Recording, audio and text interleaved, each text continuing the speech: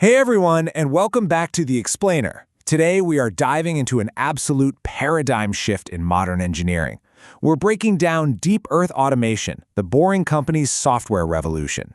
We're going to explore exactly how a massive, gritty mechanical problem was completely flipped on its head and turned into a genuine software triumph. Picture this. It's 2 a.m. in Bastrop, Texas. The vast majority of the company is fast asleep, but inside this dark, super quiet room, you've got just 6 engineers sitting in front of rows of glowing monitors. There's literally no heavy machinery in sight, no dirt, absolutely no rock dust, just 6 hyper-focused people. Okay, let's dive into this, because here is the crazy mystery we're looking at. Those 6 engineers sitting in Texas, they are actively driving a massive tunnel boring machine that's located 1,300 miles away in Nashville, Tennessee. Think about that. When the machine hits a patch of hard rock, the adjustment command is executed in literally 3 seconds, and there is absolutely no one underground. So how on earth is this possible? And, why even do it this way in the first place? Well, that brings us to Section 1, the infrastructure bottleneck. We really need to clarify what's actually holding back American infrastructure right now. Because honestly, it isn't a lack of government funding, and it's certainly not a lack of big machines. The real true bottleneck here, it's human capital. The average age of an experienced tunneling engineer in the US today is 54 years old. 54! That means we're dealing with a highly specialized workforce that is very rapidly approaching retirement age. And this next stat is just wild. It's a 3-to-1 ratio, meaning for every single new person entering the underground tunneling field today, 3 seasoned experts retire. It's a massive brain drain. Every time a city like New York spins up a new subway project, places like LA or Chicago literally get pushed back because they are all fighting over this constantly shrinking pool of experts. Now, you might be wondering, well, why don't they just pay them more money? The thing is, they already do. The average certified tunneling engineer in the States makes about $160,000 a year. That's double the national average. But even with that kind of paycheck, the industry simply cannot recruit enough folks who are willing to spend decades working in the dark, breathing in rock dust, and facing some pretty intense occupational hazards underground. At the end of the day, money just can't fix a job that people fundamentally don't want to do. Which leads us straight into Section 2, the software solution. This is where things get really interesting, because back in 2023, Elon Musk had to make a radical choice. He looked at this completely unwinnable race for traditional talent and basically said, you know what, let's just bypass this entire problem. His core hiring philosophy was super straightforward. He realized it is significantly easier to teach a software engineer how to understand a new industry than it is to try and teach traditional mining engineers to think like software developers. So rather than fighting over mining vats, he pulled talent straight from the autonomous systems teams, the folks working on Tesla full self-driving and SpaceX. And that totally sets the stage for Section 3, air traffic control underground. Because when you completely change the type of engineer you're hiring, you completely change the work environment. Instead of that grim, dusty reality of traditional tunneling, the magic is now happening in this clean, 4-bedroom-sized headquarters in Bastrop. It literally looks like an air traffic control center. You've got 8 to 12 engineers tracking this massive, glowing world map. They are glued to real-time data streams, things like depth, boring speed, slurry pressure, cutter disk temperature, and the geological conditions right ahead of the drill.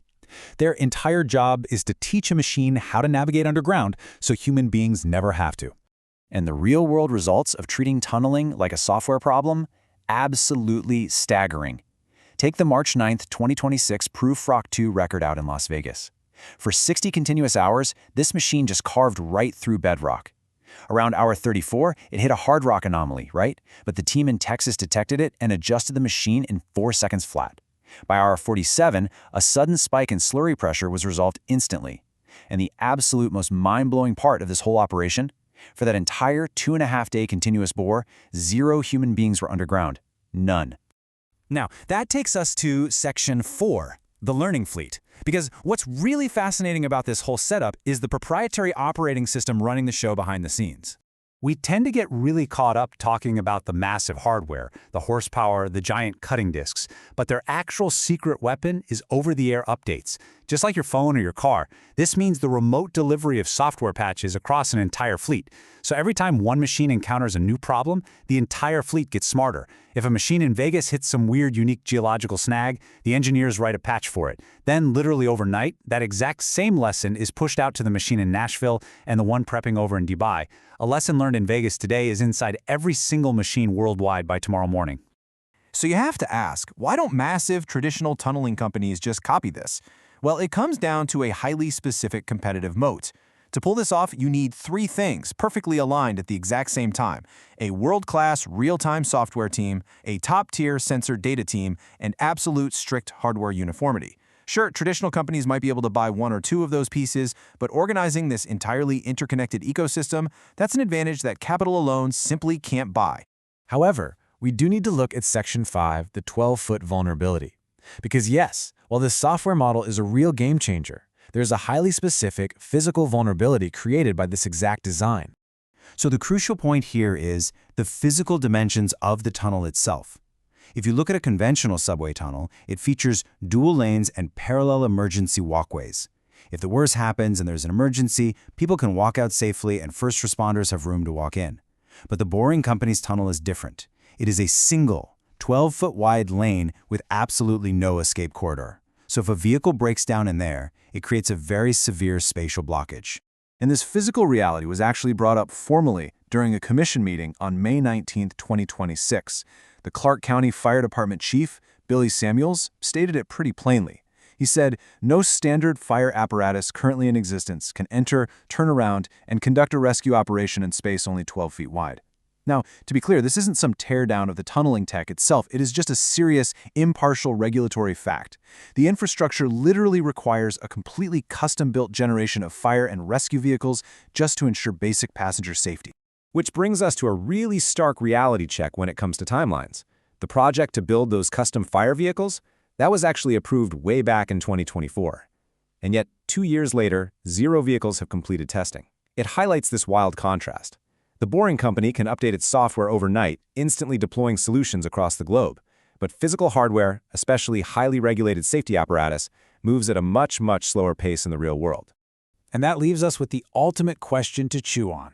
As this incredibly self-learning fleet rapidly expands into places like Nashville, Dubai, and beyond, can the physical safety technology actually evolve as fast as the tunneling software? It is a fascinating, complex trade-off between rapid digital expansion and the very real pace of physical engineering.